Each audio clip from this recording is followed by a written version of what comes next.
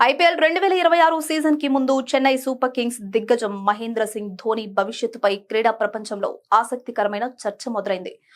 పెరుగుతున్న వయసు, మోకాలి గాయం ఇలాంటి ఫిట్నెస్ సమస్యల దృష్ట్యా రాబోయే సీజన్లో ధోని కేవలం ఇంపాక్ట్ ప్లేయర్ గా మాత్రమే బరిలోకి దిగుతారు అనే ప్రచారం జరుగుతోంది. ఈ పరిణామంపై ప్రముఖ క్రికెట్ విశ్లేషకుడు ఆకాష్ చోప్రా తీవ్రంగా స్పందించారు.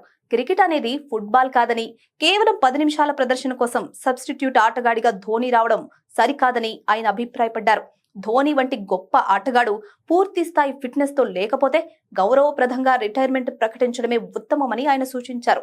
ఇప్పటికే రుతురాజ్ గైక్వాడ్ కెప్టెన్సీ బాధ్యతలు అప్పగించారని, వికెట్ కీపింగ్ కోసం సంజు శాంసన్ వంటి యువ ఆటగాళ్లు జట్టులో ఉన్నప్పుడు ధోనిని ఇంపాక్ట్ ప్లేయర్ గా ఆడించడం వల్ల తుది జట్టులో ఒక స్థానం వృధా అవుతుందని చోప్రా విశ్లేషించారు. మరోవైపు బీసీసీఐ ప్రవేశపెట్టిన ఇంపాక్ట్ ప్లేయర్ నిబంధన ధోనికి వరంగా మారుతుందని భావిస్తున్న తరుణంలో దీనిపై భిన్న అభిప్రాయాలు వ్యక్తమవుతున్నాయి.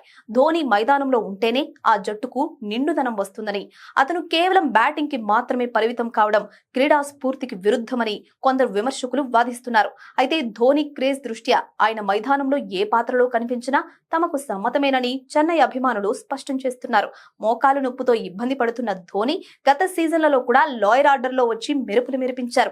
ఇప్పుడు ఇంపాక్ట్ ప్లేయర్ రూల్ ద్వారా ఆయన సేవలను వాడుకోవాలని మేనేజ్మెంట్ భావిస్తున్నట్లు తెలుస్తోంది.